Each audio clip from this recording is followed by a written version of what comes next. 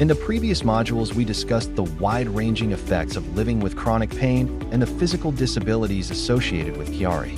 In this module, we will focus on the cognitive impact of Chiari. To understand the cognitive impact of Chiari, first we must understand what is meant by cognition.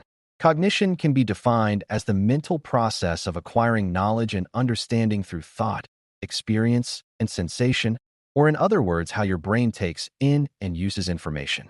Over the years, researchers have used different models to describe cognition and all its component parts, such as perception, attention, memory, reasoning, planning, decision-making, and language.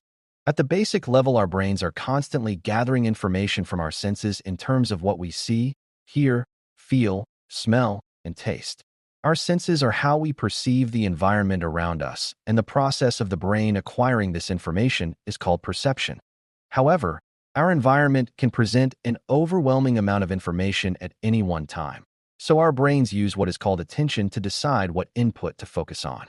The process of attention can be divided into selective attention, meaning focusing on information that is relevant to the task at hand and filtering out irrelevant information. Divided attention, meaning the ability to focus on more than one thing at the same time. And attention capacity, which refers to how much information the brain can focus on at one time. Once the brain filters the information we receive through perception and attention, it stores the information in memory. Like attention, scientists describe memory as having three main components. Short-term memory, which allows us to hold a few items of information for a brief period. Long-term memory, which allows us to store a vast amount of information for indefinite periods of time. And working memory, which allows us to draw information from both short and long-term memory to use in performing complex tasks.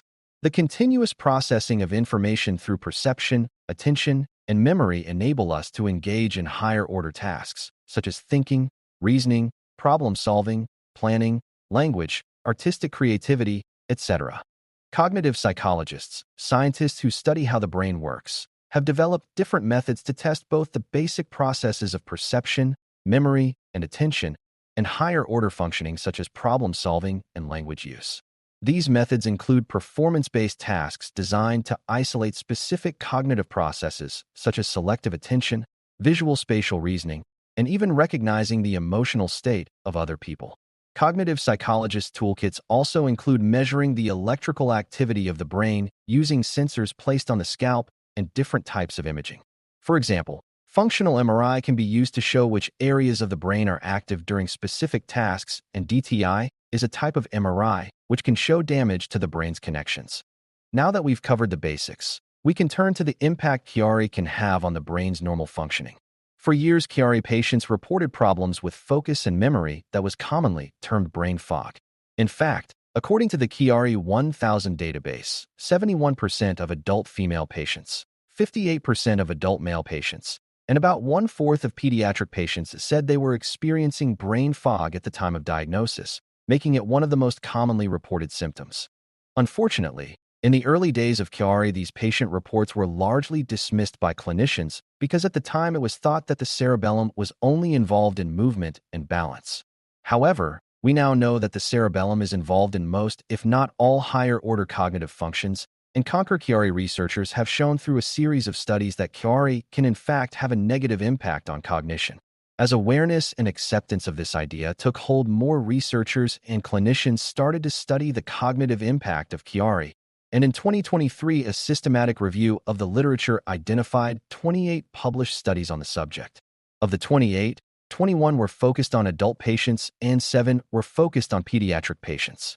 Overall, 26 of the 28 studies found a deficit in at least one cognitive area among Chiari patients. A consistent, specific pattern of deficits has not yet been identified, but different studies have found that Chiari can impact attention, memory, processing speed, executive function, visuospatial abilities, emotional recognition, and social cognition. Research suggests that Chiari impacts cognition in 2 ways.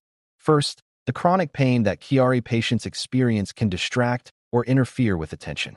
In other words, our brains only have so much attention capacity, and the more of that capacity that is consumed due to being in pain, then the less capacity is available for important cognitive tasks. However, there is also evidence that the impact of Chiari goes beyond pain interference. Imaging studies have shown evidence of nerve fiber damage in the cerebellum, brainstem, and where the cerebellum connects to other parts of the brain.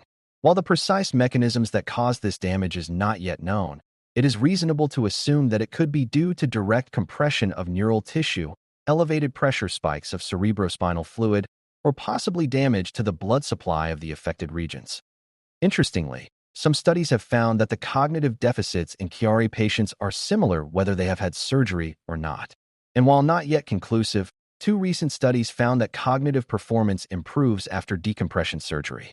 This implies that perhaps surgical patients have worse cognitive deficits than non-surgical patients, which then improves somewhat, but not necessarily completely, after surgery.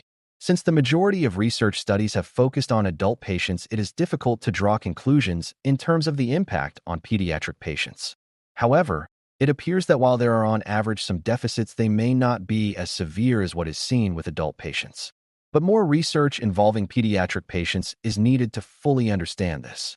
While it is encouraging that many clinicians now recognize cognitive symptoms as being due to Chiari, much more research is needed to understand how these symptoms vary among patients, the impact decompression surgery has on them, and what is the natural progression of these symptoms over time absent surgical intervention. Finally, it is important to point out that like all the other Chiari symptoms, not every patient will experience cognitive issues. In the next module, we will focus on the psychological impact of Chiari.